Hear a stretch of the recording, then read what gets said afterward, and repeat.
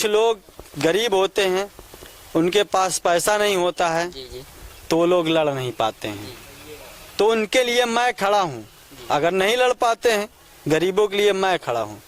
अगर गरीबों के लिए अगर जान भी आई तो जान भी देने के लिए मैं तैयार हूँ। पहले भी बोल रहा था, आज भी मैं बोल रहा हूँ। तो गरीबों के लिए हमेशा मैं खड़ा हुआ हूँ और गरीबों के लिए हमेशा मैं खड़ा रहूँगा। और कहते ना कि गरीबों के लिए कोई नहीं होता है, गरीबों की कोई सुनवाई करने वाला नहीं है। मैं कहता हूँ अगर विकास नहीं हुआ तो मैं चाहे अपने जेब से लगाऊं पैसा, मैं गरीबों के लिए काम करवाऊं। अच्छा, गरीबों के लिए रोड, हर एक चीज की सुविधा दे सकता हूँ। लेकिन गरीब अगर मेरे साथ खड़ा होगा तो हाँ, वो तो खड़ा होना पड़ेगा। गरीबों के लिए मैं लड़ रहा हूँ तो गरीबों को साथ में आना पड़ेगा जी। अकेले लड़ने से कुछ नहीं होगा, नहीं होगा ना। तो गरीबों को आना पड़ेगा। गरीबों के लिए अगर रोड की सुविधा नहीं है तो गरीबों के लिए रोड की सुविधा हो सकती है। अब बहुत से उसमें बोला जाता है, पता क्या बोला जाता है कि सीमेंटेड रोड और इंटरलॉकिंग रोड। तो इंटरलॉकिंग रोड नहीं है और ना ही यहाँ पे सीमेंटेड रोड। तो 75% में 5% जगहों में इंटरलॉकिंग और सीमेंटेड रोड बनी होती है। बाकी की जगह कच्ची रोडें होती है ना। ग्रामीण क्षेत्रों की बात कर रहा हूँ। और शहरों की रोडों में क्या होता है, शहरों की रोडों में देखा जाता है बढ़िया नेशनल हाईवे बना हुआ है और बढ़िया रोडें बनी हुई है पक्की, है ना। तो उनमें पता क्या होता है, उनमें चला के ओवरलोडिंग ट्रक चला के उसको खत्म कर देते हैं। फिर उसमें क्या होता है, उसमें एक्सीडेंट होते हैं। एक्सीडेंट होते हैं, होने से बहुत लोग मर जाते हैं। और मरने वाले में से 50% से ज्यादा लोग गरीब होते। आखिर गरीब हो या अमीर हो, रोड में मरता तो है। मरता है ना। तो ये सबसे बड़ी सच्चाई। भैया जी, आप शिक्षा के बारे में क्या कहना चाहते हैं? देखिए, शिक्षा के बारे में बात ये है, शिक्षा जो है आज की डेट में देखा जा रहा है, जो प्राथमिक विद्यालय हैं, जो प्राइमरी स्कूल हैं, उनमें शिक्षा पता क्यों नहीं मिल पाती है? बताइए। जो अध्यापक बैठे होते हैं ना, सबसे पहले उनको काम क्या मिल जाता है। जो आजकल क्या होता है, मोबाइल तो अपना होता है लेकिन सरकार के उसमें आ जाता है वो। भाई हम फोन अपना लिए हैं, जैसे ये फोन है हमारा, और हमको नौकरी मिली है विद्यालय में, वहाँ पे हम जाते हैं पढ़ाने के लिए। लेकिन पढ़ाई पता क्यों नहीं मिल पाती है?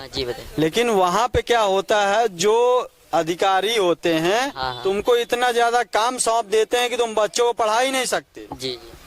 क्यों नहीं पढ़ा सकते? क्योंकि आपको काम ऊपर से मिल जाता है, यहाँ पे टिक लगाओ, यहाँ पे टिक लगाओ। तो सारा दिन आप टिक लगाते रहोगे तो बच्चों को कब पढ़ाओगे? बच्चों को भविष्य कब मिलेगा? आखिर बच्चे जो आज पीछे हैं शिक्षा के तौर में, सबसे ज्यादा उत्तर प्रदेश में क्यों पीछे हैं? उत्तर प्रदेश में शिक्षा का क्या शिक्षा का प्रभाव नहीं पड़ना चाहिए? पढ़ना चाहिए ना। क्या शिक्षा के स्कूल जो प्राइमरी स्कूल बने, क्या उसमें शिक्षा नहीं प्राप्त होती नहीं है? क्या उसमें टीचर नहीं होते हैं? होते हैं ना। तो फिर क्यों शिक्षा कमजोर होती है? वजह यही है ना कि ऊपर से उनको इतना काम मिल जाता है। जो टीचर होते हैं उनको इतना ज्यादा काम मिल जाता है कि पढ़ाने के लिए टाइम ही नहीं मिलता। सबसे बड़ी बात ये है। और जो टीचर जो खाली बैठे हैं, जिनको काम नहीं मिलता, वो अपने आप मटर गश्ती करने लगते हैं। क्योंकि जो टीचर बैठे हैं, जो काम कर रहे हैं, वो सोचते हैं ये भी मोबाइल में लगे हैं तो हम क्यों पढ़ाएं। तो इसलिए पढ़ाई नहीं हो पाती। क्यों? तुम्हें पढ़ाई कैसी, तुम्हें उत्तर प्रदेश में पढ़ाई कैसी है? ठीक। पढ़ाई कैसी है पता है? कितने में हो? हम 9th में। क्या क्या आता है? अभी तो कुछ नहीं आता। तो फिर क्या पढ़ाते हैं? कुछ नहीं पढ़ाते, खाली मोबाइल चलाते हैं। मोबाइल। तो प्राइमरी स्कूल में पढ़ाई की हो कि प्राइवेट में? प्राइमरी में। तो यही हाल है ना, प्राइमरी स्कूलों का यही हाल है। तुम पढ़ाई कितने में करते हो? 7th में। क्या क्या आता है?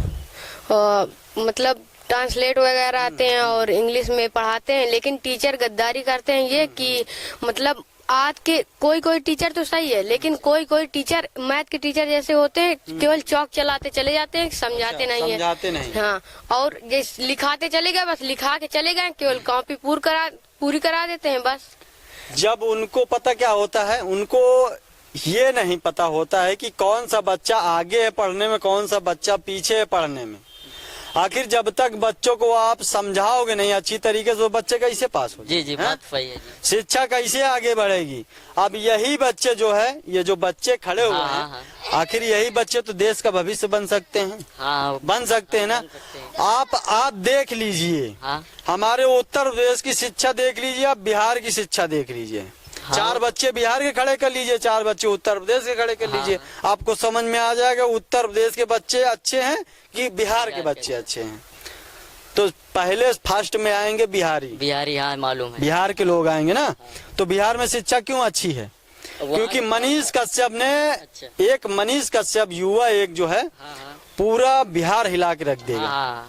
जानते हैं, उनको पत्रकार है वो। हाँ, जिसके वजह से आज भी शिक्षा का तौर जो है वहाँ पे आगे है और विकास का तौर भी आगे आ रहा है। तो उन्हीं के वजह से आ रहा है ना। तो देश में जब तक भ्रष्टाचार खत्म करने के लिए 2-4 लोग खड़े नहीं होंगे, लड़ाई करने के लिए खड़े नहीं होंगे, तब तक देश का सुधार कभी नहीं हो सकता। नहीं हो सकता, नहीं हो सकता ना। तो सबसे मेन कारण यही हो सकता है कि हमारे उत्तर प्रदेश में क्यों नहीं बोला जाता है। उत्तर प्रदेश में बोलने के लिए लोग डरते क्यों हैं? अब कहते हैं कि उत्तर प्रदेश में मोदी जी की सरकार चल रही है, तो भरोसा सभी लोग करते हैं कि मोदी जी ऐसा कर नहीं सकते हैं, लेकिन अंदर पता नहीं क्या चलता है कि पता ही नहीं किसी को होता है। अच्छा। मोदी जी की सरकार में होता क्या है? तो मोदी जी की सरकार में पहले कहते ना, देश जब आजाद नहीं हुआ था, जब देश आजाद नहीं हुआ था तब बोलने का अधिकार नहीं था अपने को। नहीं बोल सकते थे, नहीं था ना। आज देश में बोलने का अधिकार, मतलब अपने न्याय के लिए लड़ भी सकते हैं। हाँ, बिल्कुल। अपने न्याय के लिए बोल भी सकते हैं खुलेआम, ठीक है, कोई रोकने वाला नहीं है। लेकिन आज पता क्या है, आज हमारे यहाँ बीजेपी सरकार चलती है, जिसके वजह से कुछ लोगों को बोलने में भी दिक्कत जाती है, कुछ लोग डरते भी हैं जी। उनको विकास नहीं मिला होगा ना जी, तो भी नहीं बोलेंगे वो। क्यों नहीं बोलेंगे? क्योंकि पता है उनको, अगर बीजेपी सरकार तक हमारी बात पहुंच गई तो शायद हम अंदर होंगे, बाहर नहीं होंगे, रोड पे नहीं, जेल के अंदर। समझ रहे हैं ना। तो ये चीज होती है। तो बहुत से लोगों के अंदर डर होता है। और बिहार के लोगों को देख लीजिए, एक छोटा छोटा बच्चा विकास की बात करेगा, विकास के लिए लड़ेगा, विकास के लिए बोलता रहेगा। जी। तो सबसे पहले अपने उत्तर प्रदेश के लोगों को जागरूक होना होगा, बदलाव लाना होगा, और तभी उत्तर प्रदेश का भविष्य बचेगा, तभी उत्तर प्रदेश में विकास होगा, भ्रष्टाचार तभी खत्म होगा। तो ये सबसे बड़ी बात है। तो अब देखिए, मुस्लिम वर्गों के लोगों को देख लीजिए। मुस्लिम वर्गों के लोगों को आजकल क्या है, बोलने का अधिकार ही नहीं है। नहीं मिलता है। अधिकार सबको है भाई, अधिकार हमें भी है। हिंदू धर्म के लिए है, मुस्लिम धर्म के लिए जी। तो मुस्लिम धर्म के लोग क्यों नहीं बोल पाते हैं? क्योंकि सरकार ही ऐसी बनी हुई है। हिंदू दल के लिए ठीक है, मुस्लिम दल के लिए क्यों नहीं ठीक है? क्यों नहीं ठीक है? आखिर क्या मुस्लिम लोग भारत देश में नहीं रहते? क्यों नहीं रहते? भारत देश के वासी नहीं वो लोग, है ना। तो फिर क्यों नहीं विकास उनको मिलता? तो विकास सबको मिलना चाहिए। विकास मिलता भी है सबको, लेकिन पता है बोलने नहीं दिया जाता उनको। उनके अधिकार के लिए उनको बोलने नहीं दिया जाता, उनके अधिकार के लड़ने नहीं दिया जाता, उनके अधिकार के लिए वो लड़ नहीं पाते। तो वजह पता क्या होती है? वजह यही होती है कि अगर मुस्लिम भाई बोलेंगे तो उन्हें अंदर कर दिया जाए। अंदर कर दिया जाए। क्या बाहर रहेंगे वो लोग? नहीं रहेंगे, उनको अंदर तुरंत कर दिया जाएगा।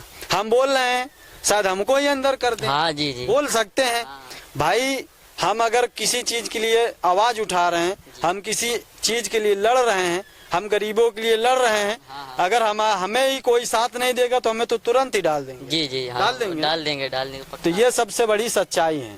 तो उत्तर प्रदेश की यही एक सच्चाई है। और जितने लोग देख रहे हैं इस वीडियो को, अब इस वीडियो के माध्यम से आप लोगों को भी जागरूक होना पड़ेगा, क्योंकि उत्तर प्रदेश में ऐसे भ्रष्टाचार खत्म नहीं होगा, ऐसे विकास का क्षेत्र नहीं आएगा। तो इसके लिए करना क्या है? इसके लिए आप लोगों को जागरूक होना है। और आप लोगों के लिए बोलने का अधिकार, कहते हैं बोलने का अधिकार, तो बोलने का अधिकार सबको है। जी है। भारत देश में जितने भी लोग हैं सबको अधिकार है बोलने के लिए, और सब कोई बोल सकता है, चाहे मुस्लिम वर्ग हो, चाहे हिंदू वर्ग हो, जी। या किसी, मतलब अगर भारत देश का है वो, तो किसी भी अधिकार के लिए बोल सकता है, किसी भी अधिकार के लिए लड़ सकता है।